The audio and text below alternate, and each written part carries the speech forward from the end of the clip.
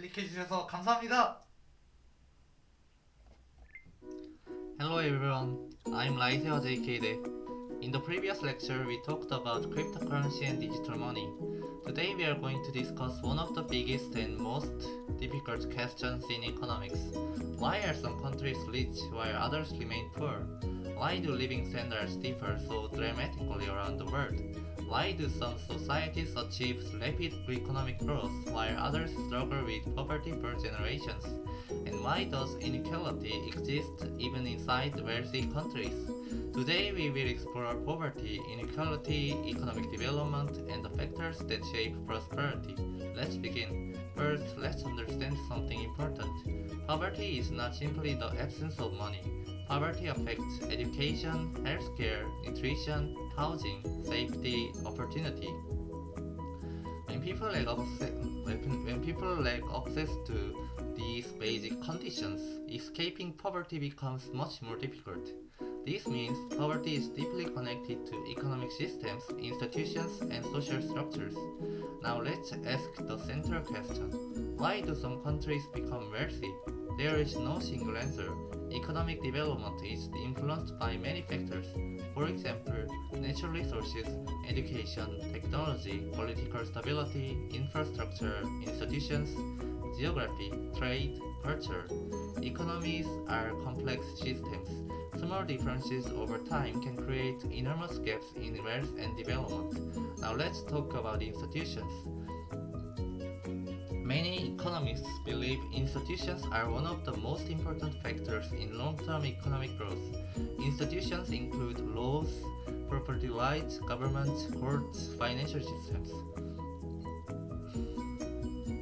Why are institutions important? Because people are more likely to invest, innovate, and start businesses when systems are stable and predictable. If corruption is widespread or property is insecure, economic growth becomes much more difficult. Now let's discuss education. Education plays a major role in economic development. A skilled and educated population increases productivity, innovation, and economic flexibility. Countries that invest heavily in education often experience stronger long-term growth. Education also helps people adapt to technological change and participate more effectively in modern economies. Now let's think about technology. Technological innovation dramatically increases productivity. Countries that develop advanced industries often become wealthier. Industrialization transformed economies historically. Today, digital technology, artificial intelligence, and biotechnology may create new development opportunities. However, countries without access to advanced technology may struggle to compete globally. Now let's discuss inequality. Even wealthy countries contain significant inequality. Some people own enormous wealth, others struggle financially. Why does inequality happen? There are many reasons. Differences in education, ownership of assets, inheritance, market demand for certain skills, technological change, globalization. Modern economies often reward highly productive or highly specialized workers very strongly. Now here is something important. Some inequality may exist naturally in market systems. However, extreme inequality can create social and economic problems. For example, reduced social mobility, political instability, crime, lower trust in institutions, social tension. This is why governments often debate taxation, welfare, and redistribution policies. Now let's discuss economic growth. Economic growth means an increase in a country's production and income over time. Growth can improve living standards dramatically. Historically, economic growth reduced extreme poverty in many parts of the world. However, growth alone does not guarantee fairness. A country's economy may grow while many citizens still struggle. This is why economists also study distribution, not only total wealth. Now let's think globally. Some countries industrialized early and accumulated wealth over countries. Others experienced colonialism, war, political instability, weak institutions, limited industrial development. History strongly influences economic outcomes. Modern inequality between countries is partly shaped by historical processes.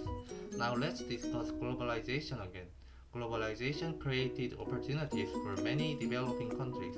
International trade and investment helped some economies grow rapidly. However, globalization can also create dependency and competition pressures. Not every country benefits equally from global markets. Now, here is another important idea. Poverty can become self reinforcing. For example, if families cannot afford good education, future opportunities become limited. Poor healthcare reduces productivity. Lack of infrastructure slows economic development. This creates poverty traps. Escaping these cycles often requires long term investment and institutional improvement. Now let's connect these to ethics. Economics is not only about production and markets, it also raises moral questions. What level of inequality is acceptable? Should healthcare and education be universal? How much responsibility does society have toward vulnerable people? Different societies answer these questions differently. Now here is one final important idea. Wealth is not determined by only one factor. No country becomes successful because of one simple reason. Economic development depends on institutions, education, stability, innovation, cooperation, and historical circumstances. Understanding poverty and development requires looking at entire systems, not simple slogans. So let's summarize today's lecture. Poverty and inequality are influenced by many economic, political, historical, and social factors. Important drivers of development include institutions, education, technology, stability, infrastructure, trade. Economic growth can improve living standards but does not automatically eliminate inequality. Extreme inequality can create serious social challenges, and because development shapes the lives of billions of people, understanding poverty and inequality is one of the most important goals of economics itself.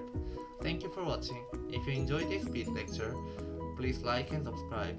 And in the next video, we will discuss another major topic in economics, consumerism and modern society. Why do humans constantly want more? See you next time.